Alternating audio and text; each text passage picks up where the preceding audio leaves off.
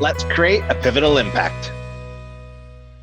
Friends in the industry. So one of the greatest challenges that I see our industry, so the transportation I'm experiencing right now with respect to hiring professional drivers, is honestly recruiting and retention. And whenever I'm scrolling through social media, it doesn't really depend, or it doesn't really matter on the platform itself. I see a ton of companies hiring and I'm like, man, do they have like a recruiting team, or is it being done like how I used to as a co-owner? I did all the hiring. Well, it's one thing to post a job posting. It's one thing to think, yes, this is great. Hopefully someone sends in an application. But honestly, that's becoming harder and harder. And that's just the beginning, because there's so much more to know just to effectively hire properly that you can't just leave it to, well, I hope I did that right. So I'm Josh Hannabury, your host here at the Truck Focus podcast. And our podcast mission is simple. We're connecting transportation industry leaders to the industry to help create a pivotal change. And today I'm super excited as I get to bring back a good friend of mine, Teresa Kiyawasew, owner of Kiy HR Services, also known as the HR Wizard. And during our conversation, Teresa and I dive into what are some of the key components of hiring correctly. And she walks us through the first part of an employee's life cycle known as attraction, where we dive into components that you need to implement when considering hiring, actually hiring, but also onboarding. So Teresa shares some must needed advice for organizations that they can honestly implement right away, even if you're not currently hiring or if you are. But I really recommend that you learn more about Teresa and Kiy HR Services by visiting Kiy, which is KIYR or HR.ca. So I look forward to the impact this conversation is going to have. Let's get to it. Teresa, honestly, super excited to welcome you back to the Truck Focus podcast. She is and Teresa. We were having a good conversation prior to hitting record, and I'm like, this is a good conversation. I don't even want to hit record quite yet. So I just really I say that because I really admire who you are. I really admire the fact that you're really positive, but you're also really intelligent, really well informed. And I think that's really important when you're navigating the human resources space, the people, the culture. I just think that's a really cool gift. And I'm just grateful that you came back to the podcast. So welcome back. Thank you so much. I'm so excited to be back. I feel the same way. Like we were chatting so much. It was like, this could go on for 2 more hours. We have to like dial it in, right? But yeah, I'm so happy to be back. I appreciate you bringing me back. And, I love talking about this. So it's easy for me. Good. Well, I'm glad it's mutual. So to kind of give us a good rundown, just kind of set the stage, can you recap who is Teresa as well as Kiy HR Services? Just give us just a recap of who you are, your company, and where people can go to learn more. Sure, absolutely. So I'm Teresa Kiyawasew. It's a really tough last name. If you try to read it on your own, you probably wouldn't get Kiyawasew out of it. There's like a silent A in there. And I'm known in the social media world as the wonderful wizard of HR. And I've had my business, Kiy HR Services, for 10 years, providing one-to-one support to small businesses of about 10 plus employees. But as COVID hit, I had to change the way I do things because I was a really hands-on in the office's kind of HR professional, and I had to change that. And so now I'm completely virtual, but I still, my main priority is to help small businesses of 10 plus employees who are struggling with so many different things like toxic workplaces and the revolving door and, how to find good people and, just the constant issues that you have with the dynamics of having employees. So I still help them on a continual basis. Every single, like twice a week, once a month, we get on calls, we do everything together, and I still do it, but it's all now in a virtual setting where, I can help them so much quicker and easier. So that's me in a nutshell. Good. Yeah, it's awesome. And it's so needed. And I think to me, that's a huge highlight of what we're going to dive into today. Before we get there, what's your website? Where can people go if they want to visit? Sorry. See, I told you I could talk about this stuff all day. It's kiyhr.ca. So KIYHR.ca. Okay, perfect. Yeah, and that's in the show notes for our listeners. So make sure you go check it out literally right now. Like if we wanted to give like a 3-second, like nothing, I'm just kidding. But yeah, visit right now. Tons of great information. And Teresa is also here, episode 88, which I've also included that link. And I just think it's phenomenal. So there's topics that human resources, transportation, compliance, health and safety, these overarching terms where there's so much into it. And I think very often you're going to hear people say, oh, there's so much. I don't know where to start. I don't know where to figure out this. How do I know this? How was I supposed to know that? Like, there's just so much to it. So when I find different professionals like yourself, industry leaders that really, you get it, really care about it, but you care a lot about the success of your clients and their people, I think that's a really unique 1-2 punch, because I've met quite a few consultants over the last 15 years where I'm like, I think you care more about my money than you do about my end result. And that gets really uncomfortable when hard decisions have to be made, where you're very different in a good way, where I'm like, man, you're so people first and you're very solution orientated. So again, check out episode 88. Make sure you click the link, visit Kiy HR Services website. And I beyond highly recommend working with Teresa. It's just, yeah, I'm excited. So as I kind of just gave an overview of HR, so human resources, we talked about that in episode 88 too, where there's a lot to it. There's a lot to know. Where do you start? What does good look like? When do you need this? When do you need that? So I'm excited for this interview, obviously, as we talk a little bit more on employee life cycles. We're going to talk about attraction. And yeah, I'm just super grateful that you're here, obviously, as the expert and the leader to teach our listeners some really key stuff today. So just thanks again. I appreciate it. Yeah, my pleasure. And, that's the thing about human resources is, it wasn't too long ago I heard somebody say, yeah, human resources is just like for big conglomerates. And I'm like, well, not really. And I might have mentioned that last time, but, it's just if you have people, you have HR. Like, it's just how it is, right? So, yeah. And so I'm really excited to get into, the overarching part about what the employee life cycle looks like, but then really focusing on attraction today. Because I think that first finding those good people into your business, whether you're starting out or, you've grown a little bit, but you're struggling with finding more people and fitting those gaps, I really hope that I can help. Yeah, with that. That's a huge topic right now too, where you're going to hear terms driver shortage. But I think in a lot of industries, not just transportation, it's employee shortage. It's good quality professionals coming to your team. And I think the whole life, or I guess the stage of, I posted a job posting on a job board, I'm going to get 100 applicants and I get to be ultra picky. I think we're going to continue to see a shift in that. And that's where attraction, and again, I watch your face. So those are listening, hop on YouTube and watch, because I like seeing people enter what I call a passion moment, where you really care and you know a lot about the topic and you're just like, I have so much to tell you. I like seeing that. And I can see when we started, it's like, okay, good. So this is a really key component, because ultimately most companies are looking for really good people, and it's going to become harder and harder and harder just as generations retire and as millennials don't want to do different things. No disrespect to them, of course, they're good people, but I think it's just a really good time for us to have this conversation. So to start us off, an employee life cycle, what exactly is that?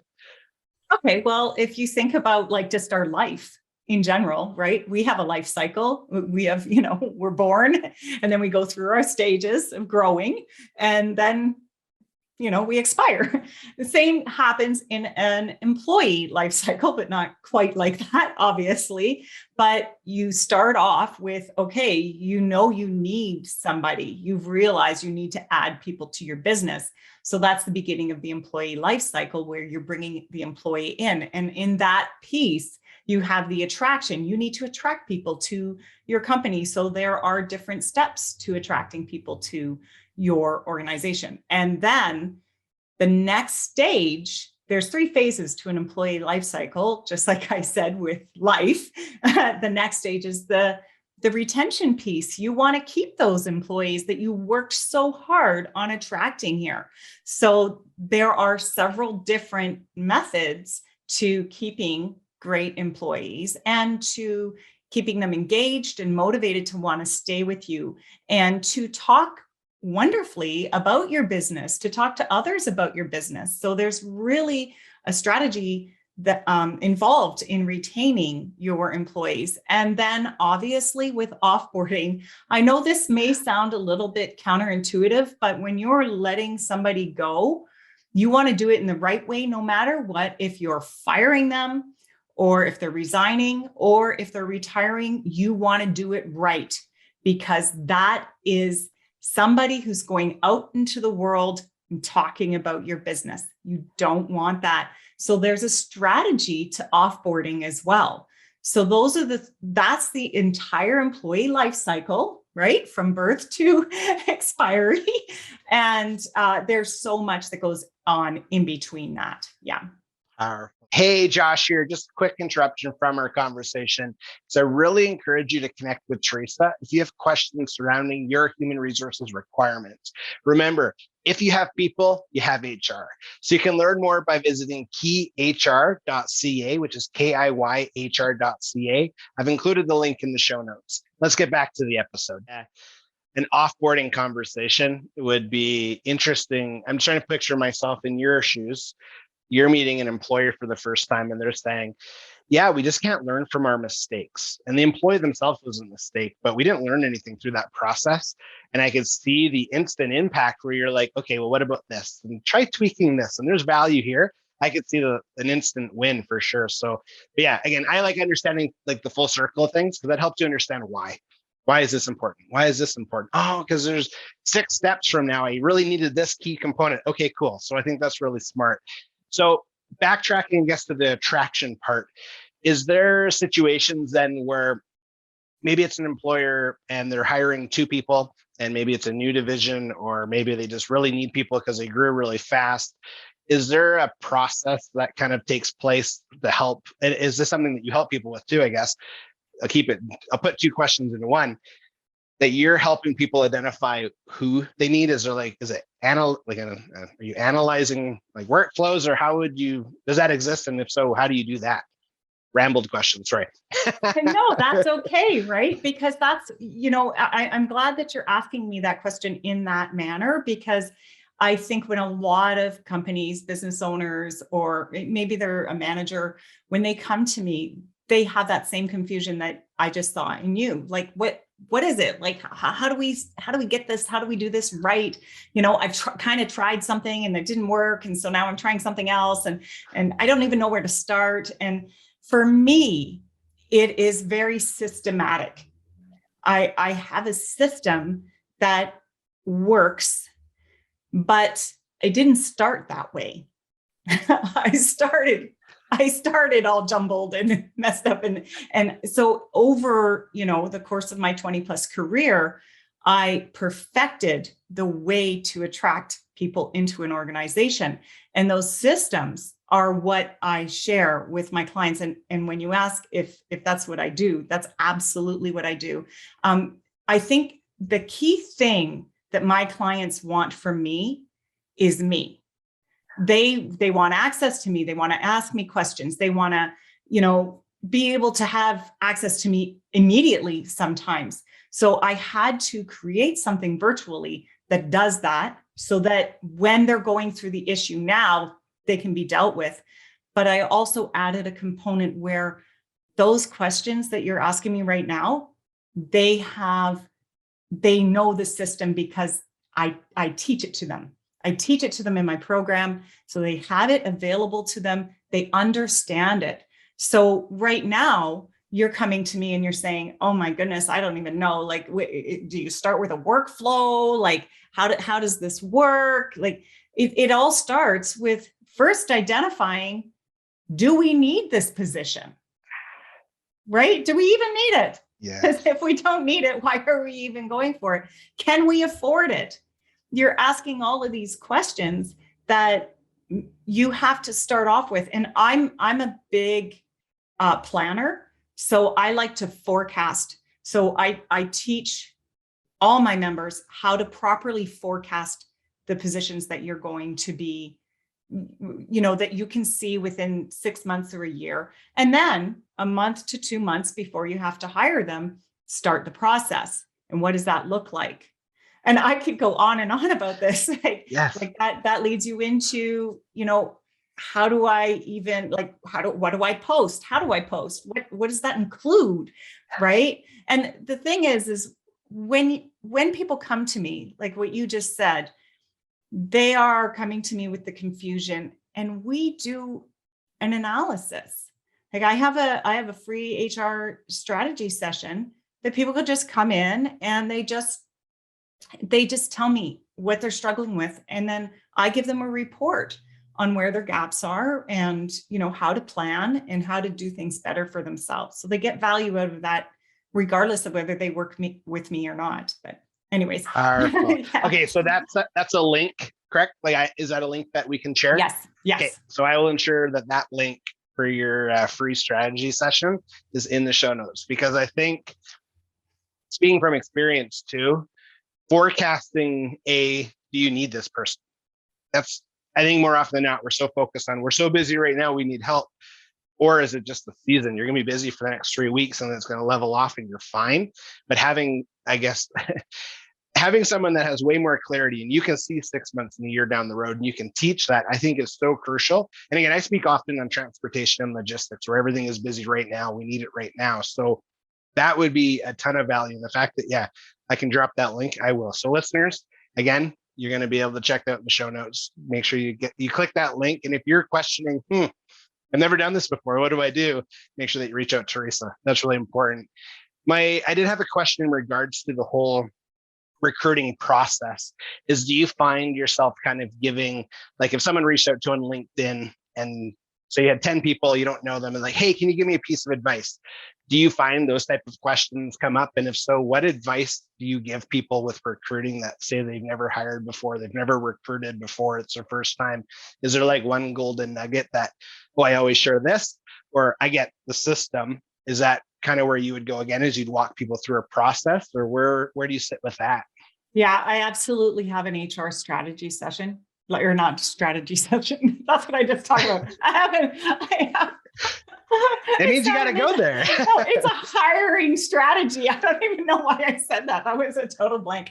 But anyways, I have a hiring strategy, and it is itemized. It actually, if you don't do it in the steps that I tell you to do it, then you're going to probably have struggles. And I don't want that. So if somebody comes to me for advice, like I really want to hear where you're struggling in your recruiting. What have you done? Is this something that you're actually not struggling in? You're missing one tiny piece, right? You're doing all the right things, but you're missing this one thing. And that one thing is you're posting the wrong thing, or you're posting in the wrong place. You got complacent, you got lazy, and you just threw something on Indeed where that's not where your people are, right? So we get down into understanding what are you doing before I can really assess. If you need extra help from me, I do have a mini course on actually recruiting. It's called Recruit Like a Pro, and that one will walk them through. It's really mini. I mean, you could do it in an afternoon. I think it's like 3 hours long, but it gives you all the steps of my hiring strategy, and you get my signature hiring strategy out of it too. So that I would assess that and think, okay, is this something that you need? Like, are you like completely green to recruiting? Do you have no idea what you're doing? Or you just need this little piece of advice from me, and you'll be fine. You can watch my YouTube videos on little things, but you don't really need to jump into, this course. Yeah, that's how I would do it. Yeah. Good. No, I appreciate that. And again, all links that are mentioned will be included in the show notes, because I think that's really important, because again, I believe that there's an opportunity where you're getting value, but free is not always enough. Free value is great, but that's not going to always solve all of your questions, all of your problems. So the value of adding links is no. I want to do business with Teresa, and I'll always push that. And as we said, even before we hit record, I really like sharing your content because I get fulfillment from your content. So the fact that I'm not even hiring currently, it's more of I did not know that. I didn't understand it that way. So anyway, that's why I'm proud to just definitely represent your brand, be an advocate for you. So I appreciate that. An onboarding conversation too. So in trucking, and we're not just going to stick in trucking, we can talk really any organization as a broad. Onboarding is a typical onboarding process is, okay, I see your abstract.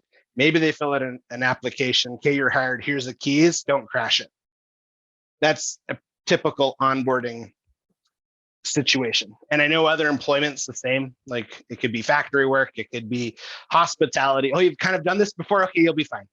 It's like, no, I don't know what I'm doing yet. So can you kind of give us an overview of what would a strong onboarding journey look like? Like, I know that that's a lot, but if you could talk about what does that kind of look like, that would be really good. I definitely can. I want to start with first by saying when you're attracting people, the onboarding portion of attraction, in our little attraction bucket is the last piece to attracting them. Even though onboarding happens when they're here, it's still part of bringing them on.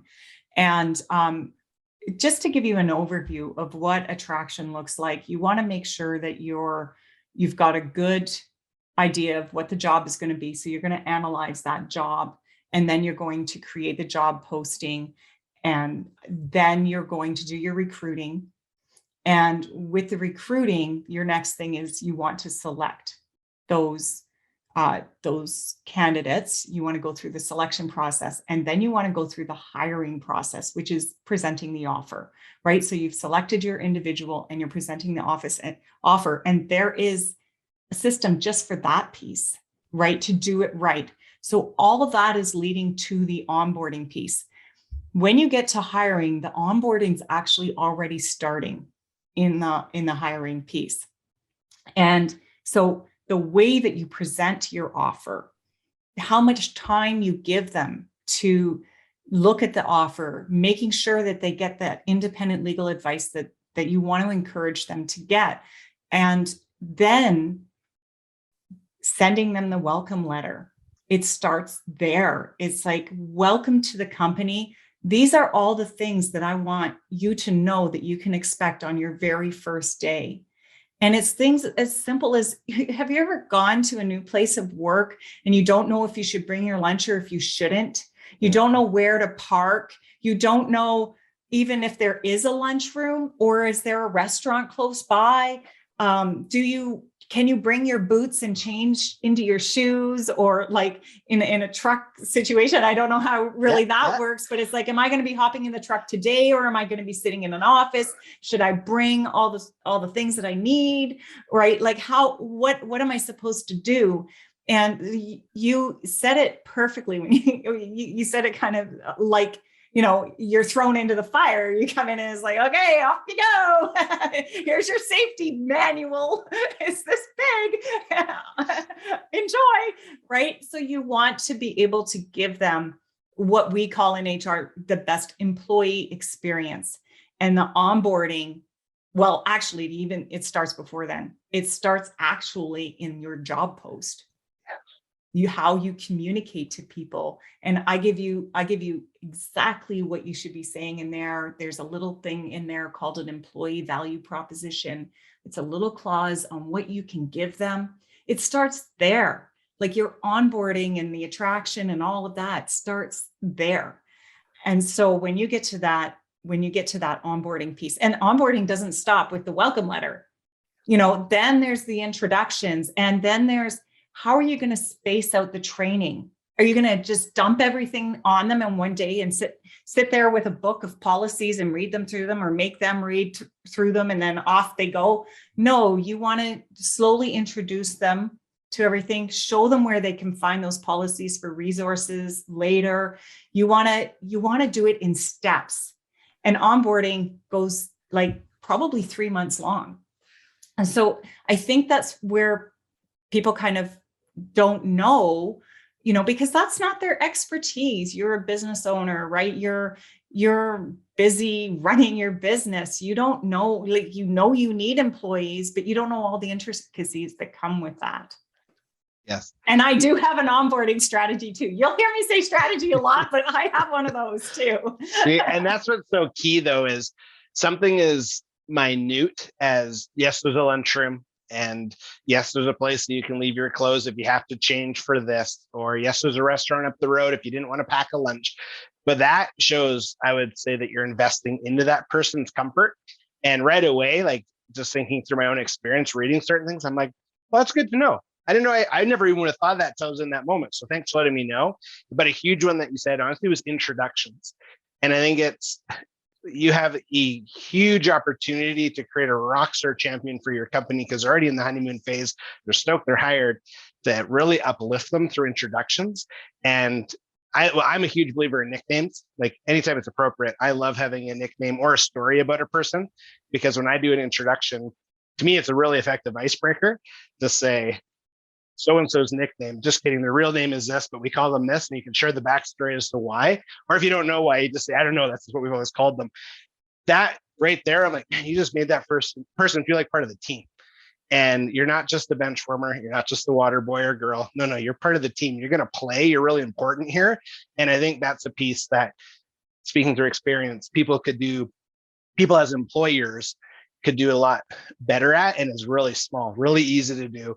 Just takes 15 minutes to introduce, depending on the size of your company, of course. So I'm glad that you mentioned that.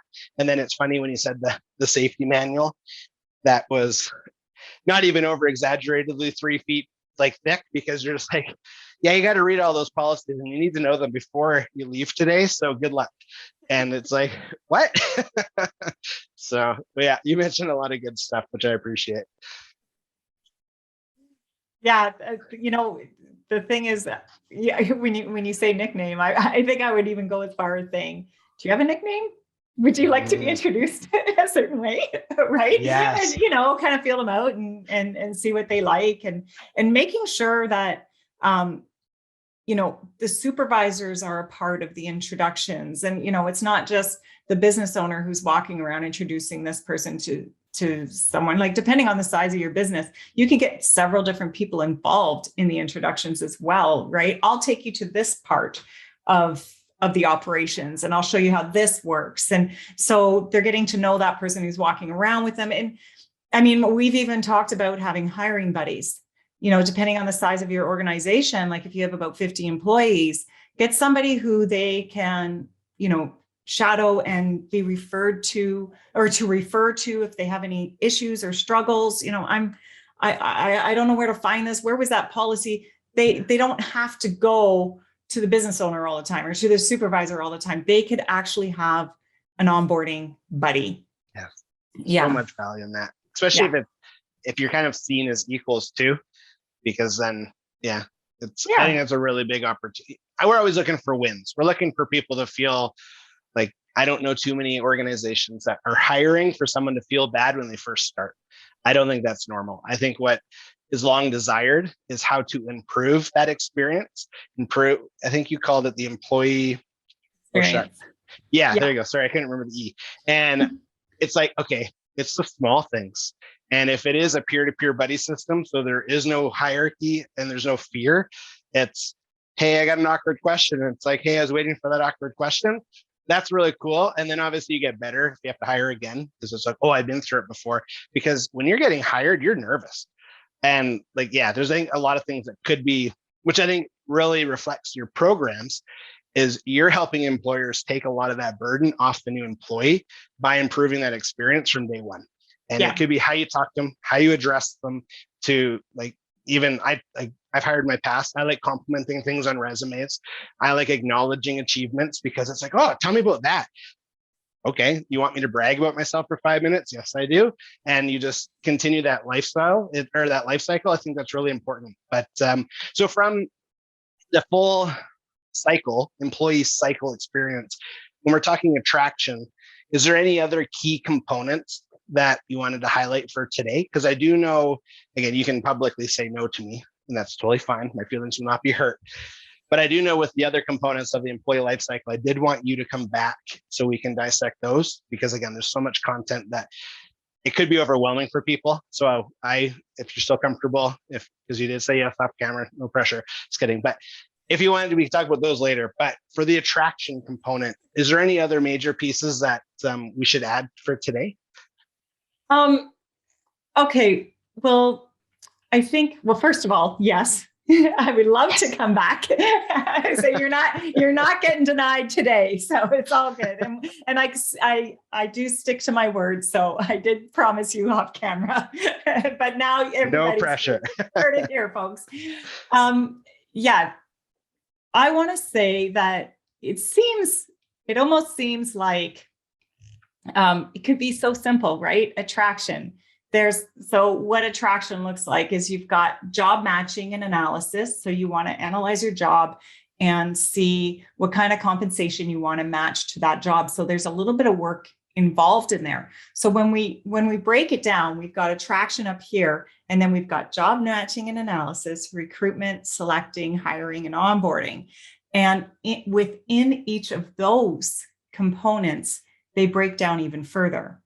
Right. So when you're job matching, like I mentioned, you have compensation that you need to look at. You need to look at how to properly do a job post. Well, if you're doing a job post, what do you have to start with first? Well, you have to start with making your job description, right? You can't summarize your job description until you have one. So you have to make sure you have one of those, and you have to make sure that you're not posting your job description instead of your summary. Those are two totally different things. Your job post is different than your job description. And we call them profiles in the HR world, job profile or position profile, but it's a job posting. It's what you advertise out there. It's if you're just taking your job description that's like 3 pages long and you're throwing it out there, you're going to lose interest right away.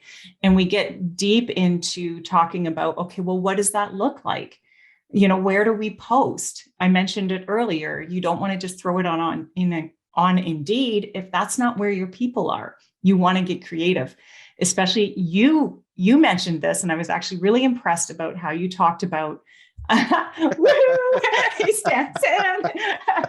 How you talked about certain generations that are leaving, and you talked a little bit about millennials, but we've got the Gen Zs coming up too, the centennials or whatever you want to call them. Those guys are coming in too, and they're a whole different dynamic. Everything happens as fast as, your attention span on TikTok, bam, bam, bam, you got to get it done. Well, where are you going to post? If you're attracting that kind of individual, you have to take all those things into consideration. So I truly mean it when I say, and, somebody could be watching this and starting to panic. They could be like, working up a sweat, like, oh my gosh, there's so much I need to know. Right? Like they're having a little bit of sweat there. They're going, okay, she's now talking about all different kinds of, the boomers are retiring and these TikTok kids are coming in, and where do I fit in, and how am I going to figure all this out? And that's what I'm here for. I'm here to relieve that, right? Like this isn't meant to be a sales pitch, but I mean, not just me, there's many professionals out there that can help you with these things. But you need to recognize that if you don't get the help, or if you try to wing it, even, you can go on YouTube, you can watch YouTube, and there's a lot of great advice out there, but sometimes there's advice out there that doesn't work for your industry, your organization, where you should be posting. So you want to be really, really careful with where you're getting this information. And same with like part of attraction, there's hiring, and you go, okay, I need an employment agreement. I'm going to go online. I'm going to Google it. I'm going to get myself an employment agreement because I don't really know where to go. Or there's an awesome website called lawdepot.ca. I'm not an affiliate of theirs, but I use them a lot.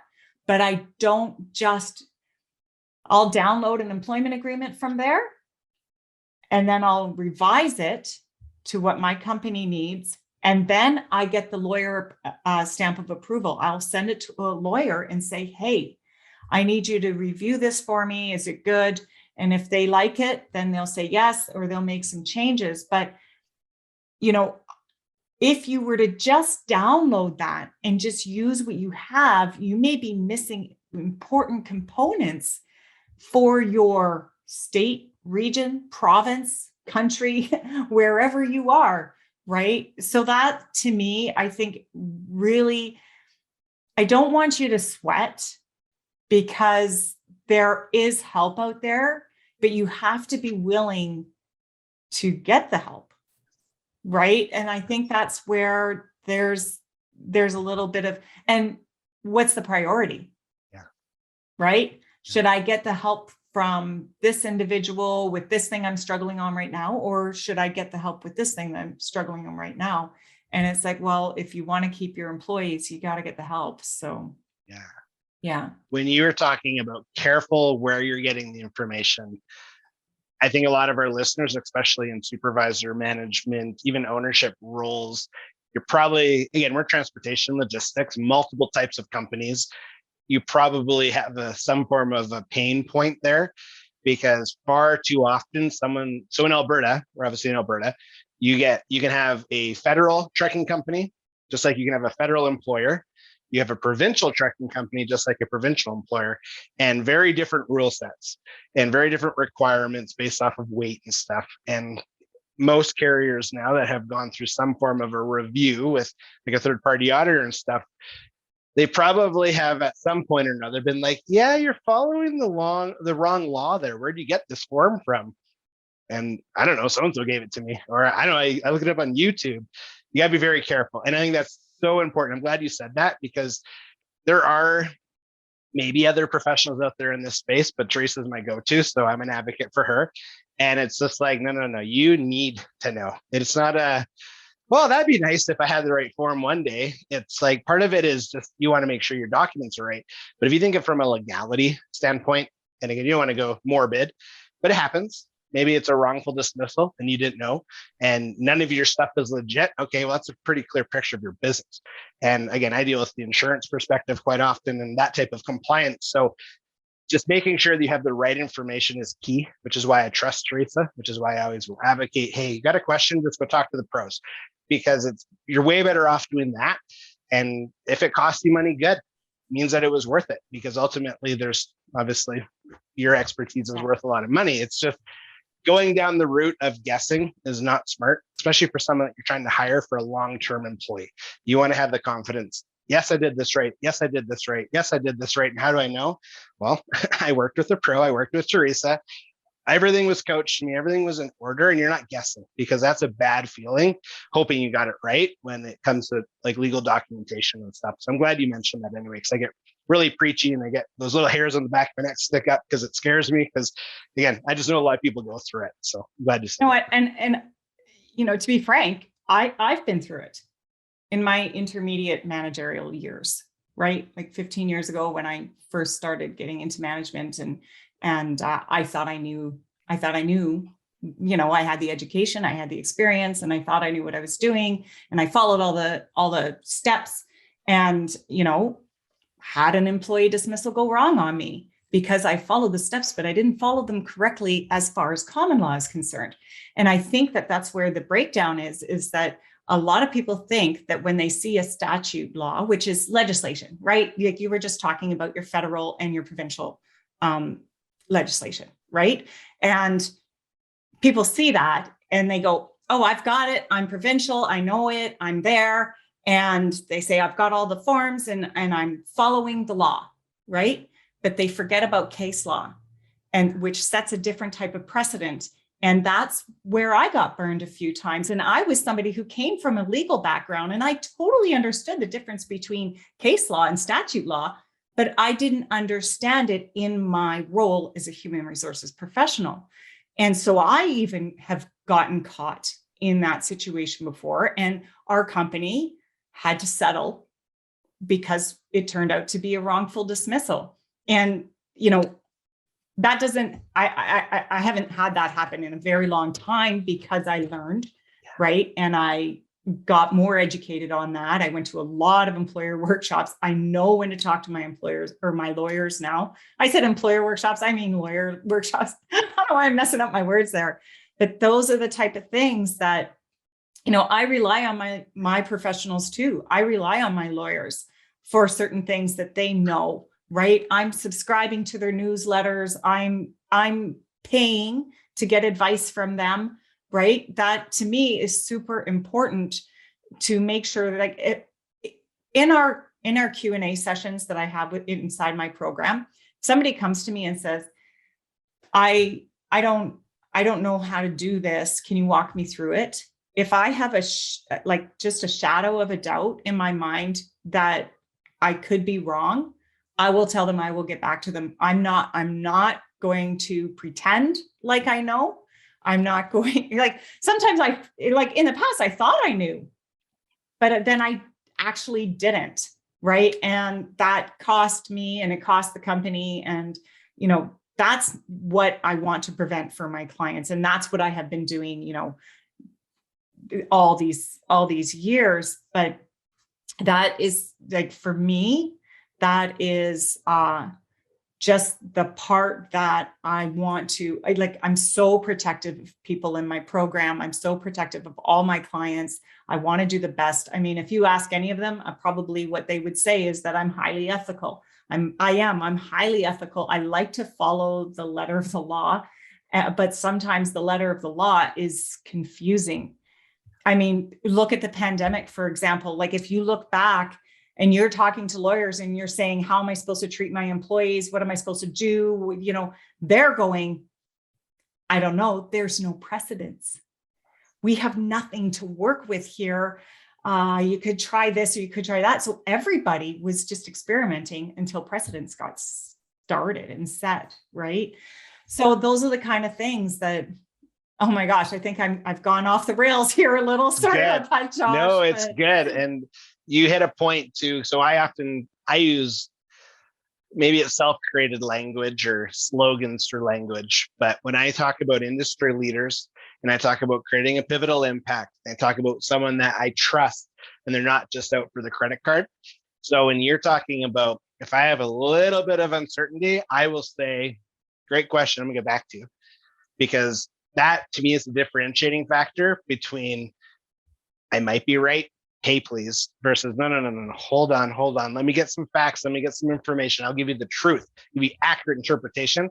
That's what sets industry leaders apart. So the fact that you went there, I was really grateful because I'm like, yes, thank you. Because I think far too often people are getting like half correct advice, used to be right, but they're not up to speed. So the fact that you're saying sign up for newsletters and you're going to workshops and you're really invested in this, what's current, what's right, because you're very ethical and you live to the letter of the law. I think that's really important for our listeners to understand is, and maybe it's not human resources. Maybe they're talking about you need a consultant on tires. Okay. Is there liability? Yes. Okay. Make sure that they're doing these things that Teresa's talking about, because ultimately that is an industry leader that I'm an advocate for. And it's not just about, well, you signed up for the subscription, so pay me my money. And I don't care if I'm right or wrong. Like I really want to drive those points home because you do a really good job clearly communicating what I stand for when we're talking about this space. And again, you learn from mistakes. I've learned from it. I failed audits before, and it was really reassuring knowing I wasn't going to lose my job over it. It was just, okay, it didn't go as good as we hoped. Let's navigate through it. We'll get through it. So anyway, I just really want to highlight about you because I like that you're that honest. And I like the fact that you can go off into the weeds a little bit, but it still drives home the point. So I appreciate that. Thank you. Oh, thank you so much for that. Do you mind if I give you a little bit of an example? Yeah, please. Like recent. Okay. So, we get 2 Q&A sessions a week with me. And what happens is the members of our program, they'll submit a question ahead of time so that I have time to prepare to answer the question. And then they're scheduled the same time every week. So everybody knows that that's when you come on the call. And this one question was about remote work policies. And I have like everybody who's part of my program gets like 34 pages of policies that I have created, and then they tweak them how they want. And I said, I don't have one in the policy manual that you get access to, but tell me a little bit more about what you want, right? So we got talking on the call, and so how I said it was, I'll write a policy. Definitely, I'm going to write a policy. I'm not going to make you do it. You can go ahead and do it. And I taught them on the call how to write a policy, right? So that if they're ever in a situation where I can't do it or they can't, Now they know where to look, what legislation to look at, how to figure it out. But I said, no, I want to have this for the members. So I'm going to create it, and then I'll put it in the program, and then you'll have access to it. But the key thing that I drive home is, if you're going to build this policy, if I'm going to build this policy, you have to get that lawyer stamp of approval. Just send it over to your lawyer and say, hey, can you take a quick peek at this? And they'll take a peek at it and they'll say, yep, that looks good, or no, it doesn't look good. And you're done, right? It's probably going to cost you maybe $50, maybe. But you now know that it's good to go. And so that's an example of where I didn't have it, I didn't know it, but I was willing to research it and figure it out for you, so I can give it to you in the program. Powerful. Yeah. No, I'm glad you shared that, because I like the human factor too. I like the fact that we're not like Facebook robots and we're all just like absolutely perfect at everything. I really admire that. So thank you very much. So but yeah, Teresa, honestly, I'm so glad that you came back. And I think if we had 8 hours, it still wouldn't be enough time. I think we could run with it. And one thing that I admire through our conversation is stories. I think I'm actually in a training course right now, all about communicating through story. And I'm like, man, I really like when people talk in stories, because I'm really hypersensitive to that right now. And I like that you can share examples and situations and how-tos and, oh, I did this, because I know you should be in my program. You should see all the case studies and stories I have in there. Exactly. See, that's what I'm talking about. So yeah. But yeah, I'm just really grateful. I'm grateful that you came back, and I purposely put you on the spot. So hopefully that wasn't too much to say yes to, but I do. I think the fact that you're going to come back, and I know that there's more obviously for the employee life cycle to talk about, but there's a lot more in human resources that we're going to talk about. So basically my call to action to our listeners is, if there's a topic, a question that's not too hard for me, because it would be really easy for Teresa, because I still like to look good. Just kidding. But if you have a question about human resources that's appropriate for a podcast, if it's a one question, please do contact Teresa or myself. And if it's something where it makes sense to take her training, obviously that's what I'll say. Hey, you know what? I'm still going to connect you, but I would highly recommend you take the training. But if there is a question that something we talked about today, maybe you don't know what is retention? Maybe it is, what is recruiting? If you have a question, I do ask that you ask that. But if you have a question that you'd like us to discuss in a future episode, because I did, again, lay that out there on purpose, I'd love to know. And I think just, again, a little bit of advance notice, that way the right guidance is shared. I think it'd be really cool just to see what comes in. And then from Teresa's perspective, I want to see just you shine in the education and mentorship moment, because again, I think that's really special. So that's the call to action, but I am super grateful that you hopped on today. So as we come to a close, can you just give us a recap again of where people can go to learn more about Kiy HR Services? Yeah, absolutely. The best place to go is obviously my website at kiyhr.ca. And you can find out how to contact me. You can learn about the programs we talked about in there today, the courses, the HR strategy session. No, I don't think I have that up there, but you can book a call with me. I'm just figuring out how to do a pop-up so people will see it. So that might be there by the time you put this out there. But if it's not there, you can still book a call with me, and we can still talk and figure out your strategy. That's the key place. If you're on LinkedIn, come connect with me and drop me a line, say hello. I'd love to meet you. I love meeting people, regardless of whether it's about HR or not. So, say hello and tell me how you learned about me through Josh's podcast. And I think those are key two places that you can really find me. Perfect. Yeah. And again, I've included them in the show notes, so that way it's really simple for our listeners. So thank you again. Really appreciate your time, and just, again, the value that you bring, how you serve people. It's just all awesome stuff. And I'm just super grateful. So thank you again. Thank you, Josh. I thank you again for having me. I really enjoy it. And obviously you can tell that I like to talk about this stuff. So yeah, we'll just keep going. Good. Appreciate it. Okay. Have a good rest of your day. Thanks again. You too. Bye. Teresa, honestly, thank you so much for coming on to the Truck Focus podcast. Once again, you just shared so much value, and I'm just so grateful that you were able to make it today. So thank you. And you mentioned a couple things in our conversation that I think were huge takeaways. So first, when you mentioned, do you even need the position? And you talked about how you work with clients completing job analysts ahead of time. So much value there, so that way the employee and the employer both know, yes, we need the position. That's what it's all about. But also, you talked about being careful of the information that you're getting. So you shared a backstory as well about a situation with case law, just super powerful. So again, thank you so much, because we do need to be careful of what we're implementing.